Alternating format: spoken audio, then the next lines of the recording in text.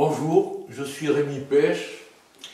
Je suis né en 1944 à Vinassan, qui est un village viticole proche de Narbonne. Mon papa était ouvrier agricole et ma maman facteur intérimaire. Et mon grand-père était un petit vigneron. Il avait 4 hectares de vignes, un cheval. J'ai vécu dans un milieu populaire et dans une zone qui était acquise au socialisme depuis assez longtemps, puisque le premier maire socialiste de Narbonne, Féroul, qui avait été connu de ma grand-mère paternelle, a été élu en 1891 et a été ensuite un des dirigeants de la révolte vigneron en 1907. J'ai beaucoup plus entendu parler de Féroul que de Jaurès dans mon enfance. Et un des députés de Narbonne, pendant plus de 10 ans, a été Léon Blum, parachuté comme on dit, mais enfin, il s'était implanté et on m'a beaucoup parlé de Léon Blum. J'ai entendu parler de Jaurès ensuite dans les écoles que j'ai fréquentées et avec l'orientation historique que j'ai prise pour mes études, bien sûr. En particulier, je crois avoir lu le discours à la jeunesse quand j'étais normalien, on disait à l'école normale d'instituteurs de Carcassonne, et aussi dans la période qui a suivi mai 68. Bon, mai 68, on ne parlait pas beaucoup de Jaurès, mais ensuite, au moment où j'ai adhéré au Parti Socialiste, c'est-à-dire en 1971, Mitterrand a beaucoup insisté sur la filiation politique qu'il pouvait avoir avec Jaurès.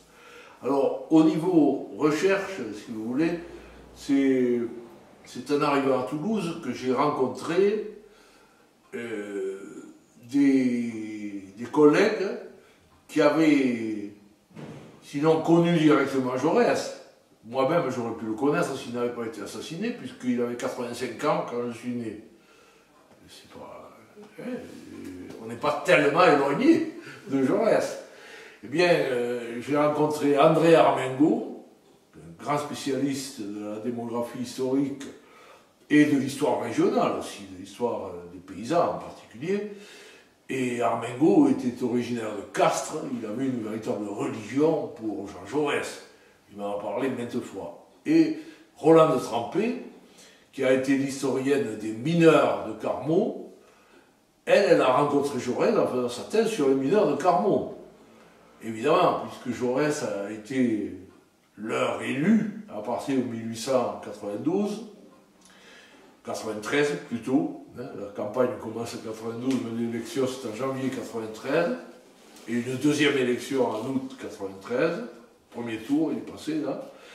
Et donc Rolande m'a incité à approfondir mes lectures de Jean Jaurès. Et c'est pourquoi on m'a demandé en 1976 un article sur justement Jaurès et les vignerons. Moi j'ai toujours travaillé sur des thèmes que j'ai en partie vécus, soit par moi-même, soit par mon père, mon grand-père, mon arrière-grand-père, la mémoire historique se transmettait.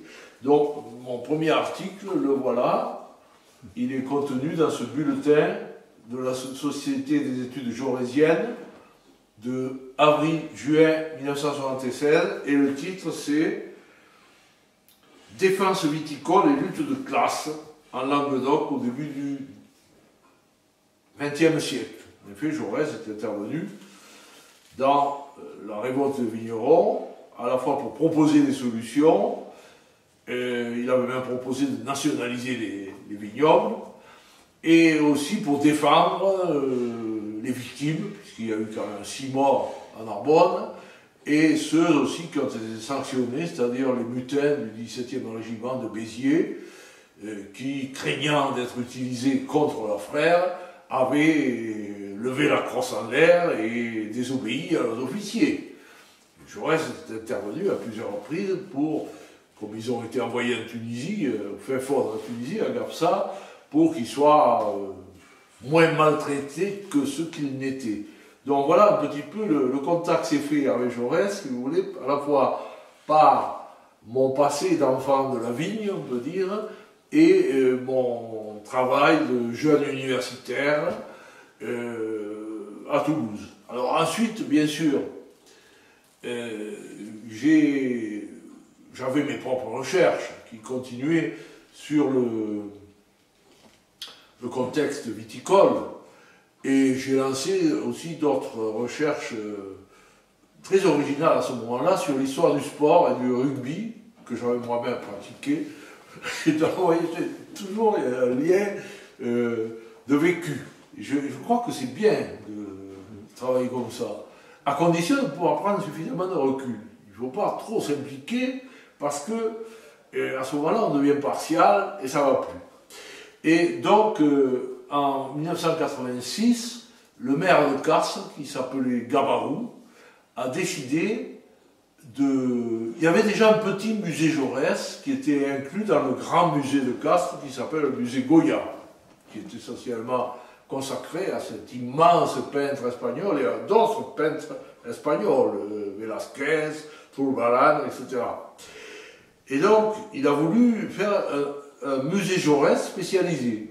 Et donc, ils ont cherché des gens capables de travailler à ça, autour de deux femmes, deux universitaires extrêmement compétentes, extrêmement ferrées en matière d'histoire de Jaurès et de la pensée de Jaurès, c'est-à-dire Madeleine Rebériou, qui a été quand même ensuite directrice du musée d'Orsay à Paris et puis présidente de la Ligue des droits de l'homme. C'était une grande personnalité de la gauche française, Madeleine. Et Roland de Trempé, avec qui je travaillais, je dirais, quasiment quotidiennement. Alors nous allions à Castres. Bon, Gabarou est mort, mais ses successeurs ont continué, ils morts subitement, le pauvre.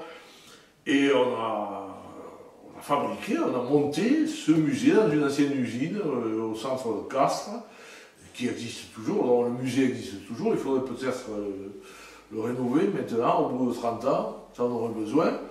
Mais enfin là, j'ai fait un travail à la fois de recherche de documents, bien sûr, et de présentation de documents à tout public, parce qu'un musée, nécessairement, il est ouvert à tous.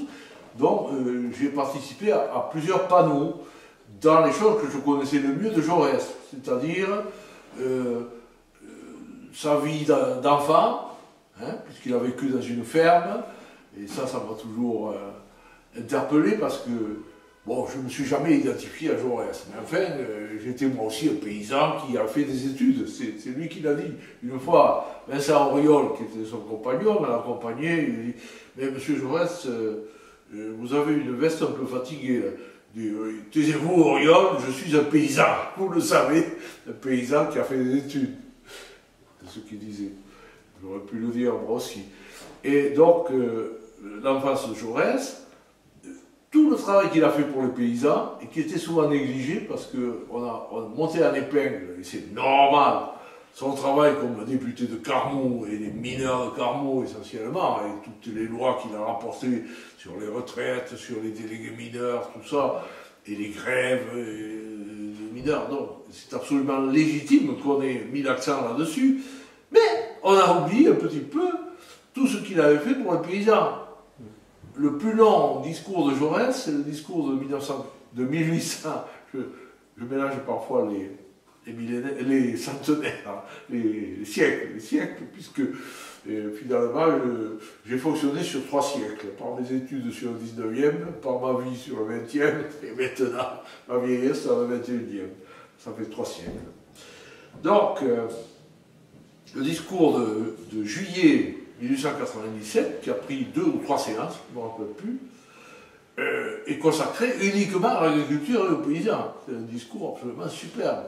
Et il est intervenu à maintes reprises pour réclamer des réformes pour que les paysans puissent se moderniser, puissent avoir accès à l'instruction, puisque beaucoup étaient encore illettrés, et développer aussi la solidarité avec les ouvriers et essayer de construire une société moins injuste et plus fraternelle.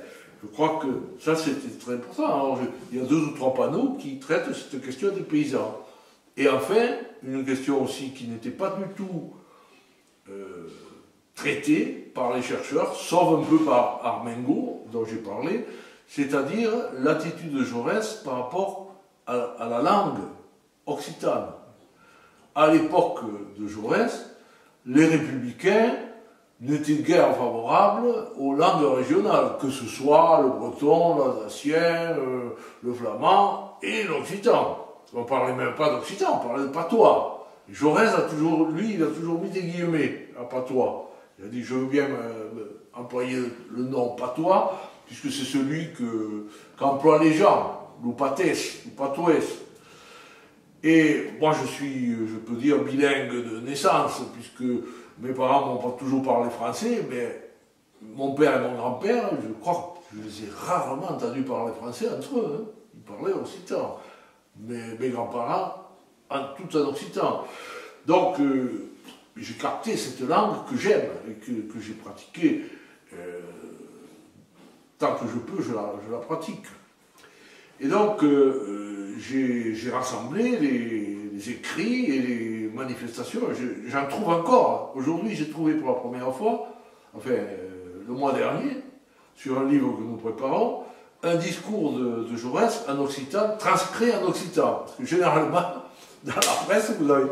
Monsieur Jaurès parle dans la belle langue occitane, enfin dans la langue du Languedoc, le languedocien, et il développe des images superbes, etc. Et puis tout le discours est retranscrit en français.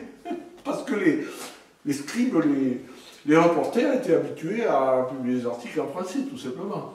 Et bien là, non, dans une feuille socialiste de Toulouse qui s'appelle La Cité, en 1906, il y a toute une et c'est d'autant plus beau que ce discours de Jaurès est un discours contre le racisme, contre l'esclavage en Afrique, etc., et tout en occitan. Donc, si vous voulez, on trouve toujours des choses nouvelles. Et bon, on sait que Jaurès a été aussi un des premiers à réclamer le vote des femmes, en 1907. À l'époque, il fallait le faire. Beaucoup de républicains étaient réticents. Ils pensaient que les femmes étaient sous la coupe de l'église, des curés, qui les inciteraient à voter pour la droite. Et donc, les Jaurès disaient non, non, non, les femmes sont nos égales, elles travaillent comme nous, elles sont des citoyennes et elles doivent pouvoir voter. Et je crois que ça, c'était magnifique, mais ça, c'est Madeleine Robériou qui s'en est occupée elle-même, puisque c'était une grande féministe, ainsi que Roland Trempé.